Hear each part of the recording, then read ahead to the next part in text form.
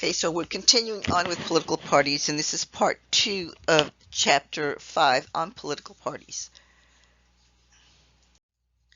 And so the learning objectives in this chapter are that we're going to be talking about, covered the ideologies in the last part. Now I'm going to be bringing them together in what it's like for the Democratic and Republican parties in Texas. So we're focusing on Texas. Now I have to tell you though is that, when I present the ideologies, it's like this wide spectrum of nobody's either like so far to the right or so far to the left. A lot of people fall kind of in the middle. So I'm going to be telling you how Texas is kind of set up into different or two different factions within each of the parties. So we'll be talking about it within that regard. We're going to be talking about the racial and the ethnic votes, and I'll show you some graphics on that. We're going to be talking about the party machines and conventions in Texas, and that's basically how's the party run. What organizations or institutions are set up in order for the party to hold the elections, get the delegate count, do the state conventions, do the party platforms. We'll talk about that.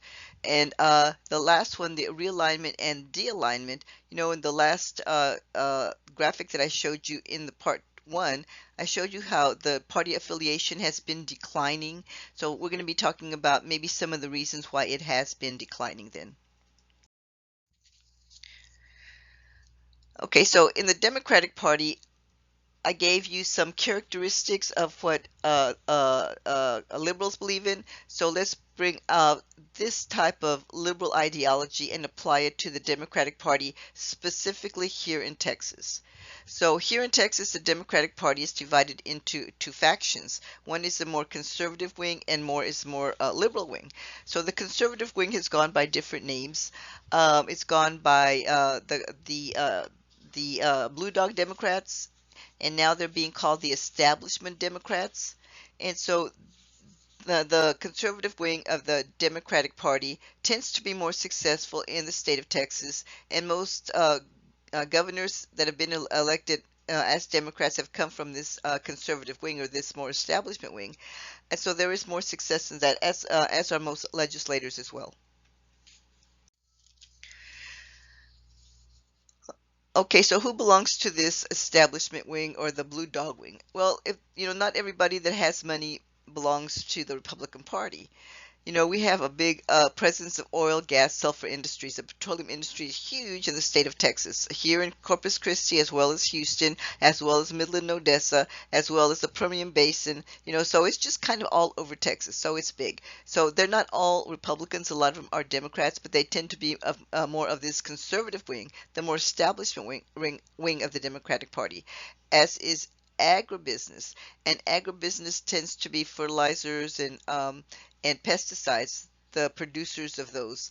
That if they are Democrats, they tend to be more of the conservative wing or establishment wing of the Democratic Party. As are publishers of the daily newspapers, tend to be more of that conservative wing. And so, each newspaper has like their own slant. Some of them will be a little bit more progressive than others. The Austin American Statesman is probably like the most progressive newspaper in the state of Texas, with the other ones falling somewhere within a range of what's more conservative or not.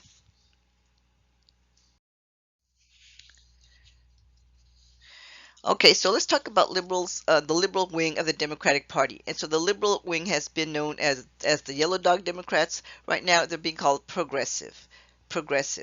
So the progressives tend to really believe the most left hand, yeah, the most left part of the spectrum of the ideologies.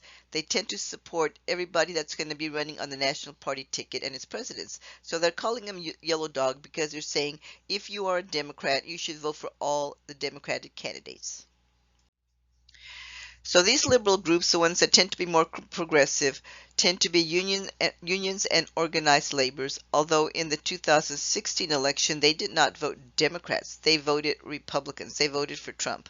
So there's been like a shift in whether or not they thought the Democratic Party was courting them, paying attention to them, telling them what they would do for the unions and organized laborers, and the Democratic Party felt really short on that. Okay, when it comes to racial and ethnic groups, I'm going to be talking about a little bit about two of them. Now, the NAACP, I think most people are familiar with the National American Association of Colored People, which is very influential in getting a lot of the civil rights legislation that was passed in 1964 to curtail, disrupt, to stop the discrimination of the African American population. Okay, there was a group that was operating in South Texas, and it was started right here in Corpus Christi, and it's called LULAC, or the League of United Latin American Citizens. Because what a lot of people don't know is that in South Texas, and I'm talking from San Antonio South, people of Mexican American heritage were treated the same way as the African Americans were in other parts of the country. So the LULAC united with the NAACP to push to get legislation to stop this type of discrimination, this type of racial discrimination. So these two groups tend to be more liberal in the way that they view things, and they tend to push the national ticket and the more liberal ticket. Okay, professionals tend to be more liberal, or oftentimes it is said the more educated that you are, the more progressive that you are.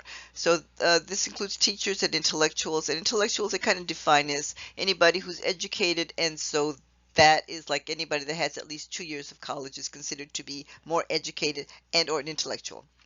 So people that are more educated tend to be uh, uh, more liberal in the way that they think about things, because they're not only looking at the country for themselves, they're looking at how different laws are affecting other people within other parts of the country, or even their own backyard. What's happening to society, what's happening within civil society. So they just have to have more of a civic gene, if you want to call it that, or they develop one. Small farmers and ranchers tend to be more liberal in the way that they think about things if they're in the Democratic Party, because they like the different types of programs, the farm programs and the Farm Bill, and the different types of subsidies that come to them in case they cannot grow their crops, or if they have problems with damaged crops, or the crop yield isn't what it should be, that they're losing money, so they tend to support more programs, so they tend to be more liberals. Okay, so there's been some recent success in capturing party nominations, and with the 2020 election cycle, the Democratic Party has become more progressive in general, much more so than it had been in the past.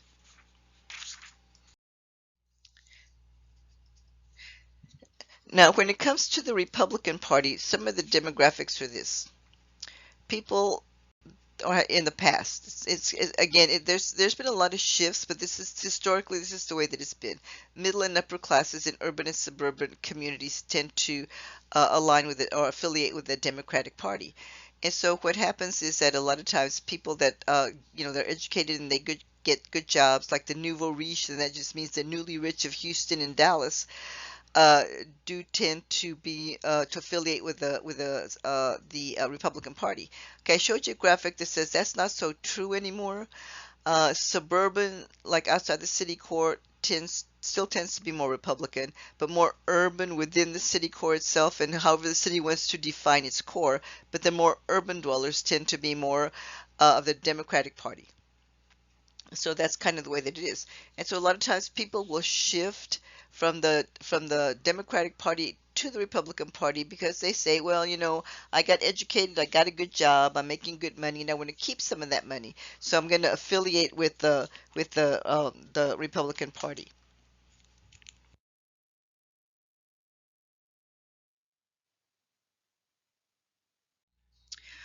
Other groups that also tend to affiliate with the Republican Party are high income ranchers. And these are people that own like the Kennedy Ranch or the King Ranch, the Armstrong Ranch. Big cattle ranchers like that tend to be Republican. Also, people that are in the military, both the active duty as well as the retired military officers, tend to be to affiliate with the Republican Party.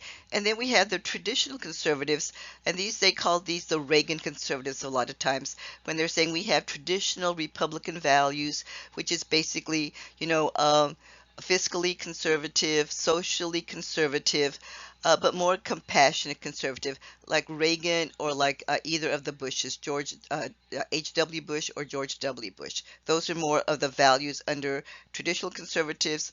A lot of times it also says we believe in families that should be mom, pop, 2.3 kids, a dog, and a cat. So it's more of a traditional type of lifestyle that they advocate.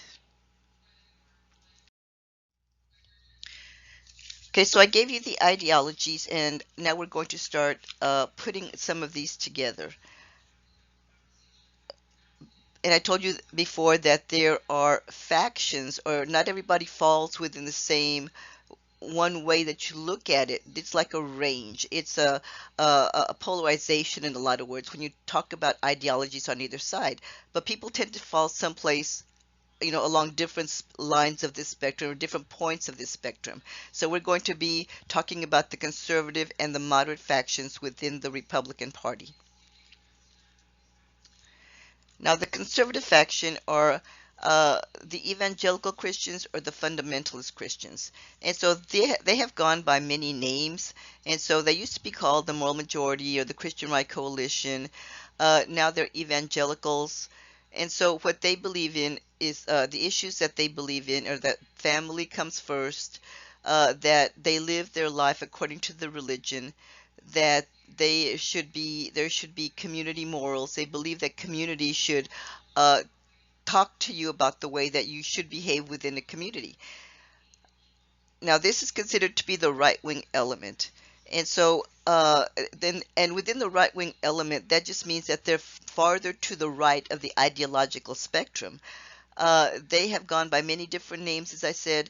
They're right now they're called the Freedom Caucus. They're also elements of what is called the Tea Party, and this is the Tea Party. It's not a political party. It's a group in how they see things. But the bigger umbrella of all this is that they're evangelical Christians, and so they want to live their life according to the gospel, according to the Bible, I should say. I guess basically the same thing, right? Okay, but then within the Republican Party, there's a more moderate or more centrist wing. So they call these the establishment Republicans. And so they tend to favor the more middle of the road politics. They're saying there needs to be compromise, with the Democrats in order to get things done. So they tend to look at things more of in a centrist way, more in a more pragmatic way. What do we need to do to get laws passed within the country? Uh, the moderate or more centrist wing, the establishment Republicans, fear the radicalism of the conservative wing because they're saying they fear that this conservative wing is going to tarnish the party. Okay, as it stands right now, and this has been true probably for the last maybe 5 election cycles, so I would say like maybe about 10 years or so. And it started well, maybe it's longer than that. It started in the 90s, in the mid 90s. The evangelical wing, the Tea Party wing, the Freedom Caucus wing, they have been gaining more and more power within the Republican Party. So the Republican Party is trying to figure out who they are and what they represent and which group is going to have more power. And that's true at the national level as well as at the state level. It's not a done deal. Nothing's been set in stone. It's a continuous fight over who's going to have the dominant ideologies for this party, the Republican Party. And it's not that the Democratic Party is doing much better. I mean, the Democratic Party is doing much better. Okay, so in Texas, the thing about the Texas Republican Party is that it doesn't really go out and try to court the Democrats, so they don't have a lot of minority voters. Uh, Historically, minorities and the people of color, if you want to call them that, are not courted by the Republican Party. And so they have a disconnect, if you want to call it that, between who they are and who they need to get elected, to bring people into their base. Right now, it's a little bit even more factioned than it has been in the past. But they've always had a problem trying to bring minorities in. And so, one of the things that you have to do in the assignment that I assigned to you, that paper, that reaction paper, is to look at that and see how are they looking? How is Republican Party looking? But also the Democratic Party. Who were they courting? Who were they courting? Who are they trying to bring into their party base? Okay, so there's some progress that has been made in the Republican Party because within the Hispanic community, especially the Hispanic community, they call it the tipping point. And the reason that they call the Hispanic population the tipping point is because Hispanics do not vote as a block for either party. The blacks do vote as a block for the Democratic Party, but the Hispanics don't. And it kind of depends on your ethnicity. For example, if you are of Mexican American heritage, you do tend to be a Democrat. If you are of Puerto Rican, which Puerto Ricans are part of the United States, it's not a state, but it's U.S. territory, and they can vote if they're here in the country, in this country, on the mainland, as they call it, then you do tend to vote as a Democrat. But all the other ethnicities tend to vote Republicans, like the Cubans and the Venezuelans and the Colombians and all that. They tend to vote Republican. So in a lot of ways, you can say they kind of cancel each other out. So what the Republican Party really needs to do is go for that swing vote. How can we bring, this population over that they can vote either way? And a lot of them, don't really want to align with either party. They're voting as independents, and to bring them into a party base, whether it's the Democratic Party base or if it's the Republican Party base. Okay, so this graphic right here tells you how Latinos voted by county in the state of Texas. And so if you look at the browner it is, the higher the percentages of the Hispanics or the Latinos that voted. The dark brown is somewhere between like maybe 60 to 96%, I think it says. But if you think about the demographics, you can say, well, these areas are predominantly Hispanic in nature. That's kind of where the Hispanics live. And so it's saying that a lot of people did come out to vote. Now, in this particular instance, this is the 2024 election, and this is when Trump was elected. And so the Latinos did come out to vote, and they voted for Trump. Many of them voted for Trump. And so it's not so much, and before they had been voting for the Democrats, it was a very highly Democratic area, Democratic Party area.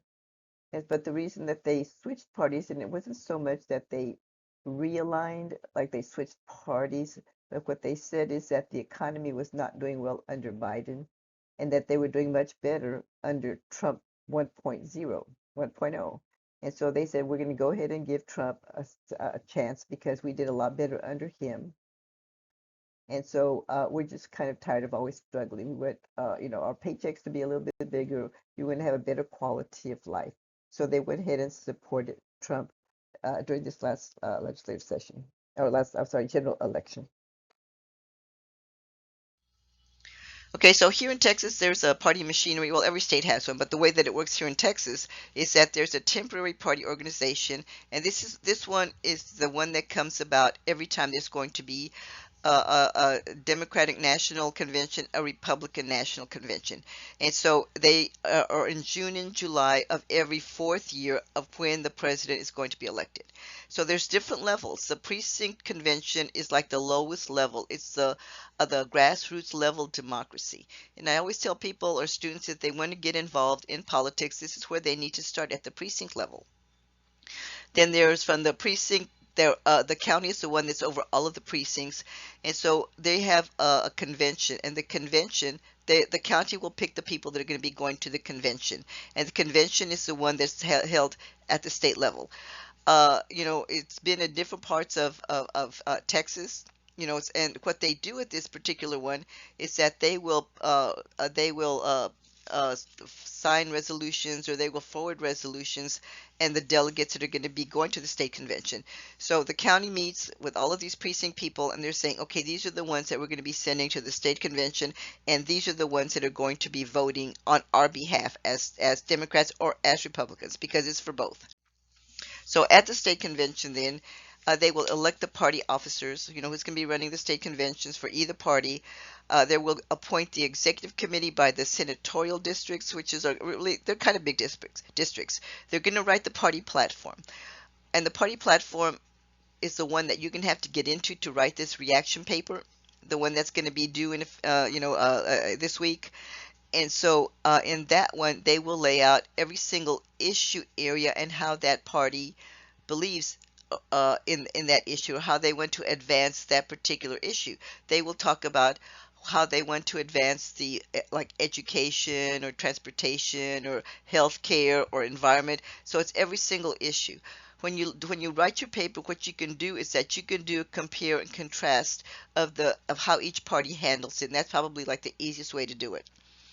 Now, what after the state convention assigns the delegates and votes for the person, because we, the state of Texas, are going to be voting for this particular person, from the state of Texas. Okay, that's one of the things that they do. They will certify to the SOS, and SOS is the Secretary of State. And the Secretary of State is the one that has everything to do with party candidates. And they will nominate them for the primary election, the ones that are going to be running in the primary. Okay, the primary is already passed, but this is the one that they nominated for the primary, or from the primary, I should say. Okay, then in the permanent organization, again, it's at the precinct level, and so there's a chair for every precinct level that organizes the people that are going to be the voting judges for that particular precinct. It's not held so much at the precinct. There are precincts, those are still important, but now the way that the election system is in many counties, and Nueces in particular, because I know Nueces County the best, is we don't really vote in the precinct anymore. We vote more within more a general type of voting centers, and I think that's what they call them, voting centers, because we didn't have enough, or we were not ADA compliant with a lot of the voting centers that they had. Okay, so all of these precinct level chairs will report to the county level, and the chair of the county level is one that presides over all of the precinct chairs and all of the county executive committees. Then at the state levels, okay, so there the county sends them on to the state levels, and at the state level, these are the delegates that are going to choose the state chair, and they will serve as the head of the party for the state of Texas. Okay, looking at this graphic, it talks about the party control in within the 50 states. And so the way that you read this is that if you look at the blue, that means that there is unified control of the governor and then the legislature. Both are of the same party, and in this particular instance, is the Democratic Party. Whereas the red, it is the unified control of the Republican Party, both the Democrat and the legislature. The ones that are kind of that little tan color, that means that they're divided, that the governor may be of one political party and the legislatures of the other political parties. But if you look at it, it's predominantly red. Okay, so we talked about the Republican Party in the state of Texas and how dominant it has been since the 1990s. And so the people have been voting for the Republican candidates over and over again. And so the question is, well, is it true that Texas is this conservative? And how would we know that? How would we know if there's been a shift, because Texas was a very democratic state for such a long period of time? Well, what they do is they look at the public opinion polls and they say, well, it could be that there are more Texans that are identifying with the Republican Party, but there might be other reasons that Texas has become so Republican. And some of these reasons, one is called realignment and the other one is de-alignment. And so the realignment says, yes, there has been a shift among the Democrats where they are voting for the Republicans. And so these are the people that were more conservative, of the conservative wing of the Democratic Party, that they shifted their, because they feel the values have shifted. They're saying, well, the Republican Party is the one that really, has more of what I believe in. It kind of follows my belief system. I want to keep more money. I mean, people switch parties for many different reasons. But anyway, so yeah, so realignment may have been taking place. It could also be that other people are coming in, and we have had a lot of migration, especially from the what they call the Frost Belt states, like Detroit, like Michigan, and Illinois, and all these places that they had their factories shut down. Well, Texas has always been very fortunate in that we have had a pretty strong economy, and we're one of the few states that really have jobs to offer. So people come down here and they will move to Texas to take jobs or to be able to get jobs. And so this has kind of helped to break down this traditional partisan pattern of it being so Democrat, Democrat, Democrat. So it's helped to break that one down. It could also be that de-alignment may be involved. And this is kind of what I mentioned a while ago. It may be that voters really do not want to identify with either party. They're saying, well, either the parties are too partisan, we don't follow their politics, we don't like their politics. We're gonna vote as independents.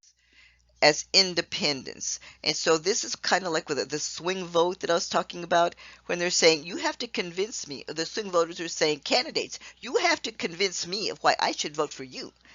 So the way that they see that, or the evidence that's provided, is that there's an increase of split ticket voters, and they vote for candidates from both parties in the general elections, and much more so than straight ticket voting, like voting all Democrat or voting all Republican.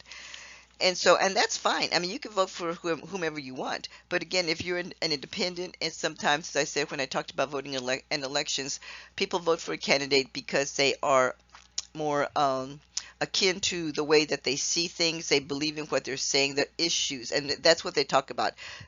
I agree with how he stands on this issue, whether it be healthcare, whether it be jobs, whether it be the environment. They're looking at the issue. Or it could be because they say, I really, really like this person, and I want this person to be the president of the United States because I feel that he or she, well, up to this point, it's only been a he, has good leadership skills. So people vote for different reasons. If you're independent, you have your own set of criteria of how you need to vote. Again, both parties need to vote these independent or court these independents in order to be for them to vote for their particular party. Okay, so when they did the studies and to see, well, which one is it really occurring, or which one of these is occurring at the highest rate, and they're saying, well, it shows that both of them are occurring pretty much at the same time, when people are more willing to change parties, and people are more willing not to align or identify with either party, and these are occurring at the same time. And again, this is called de-alignment.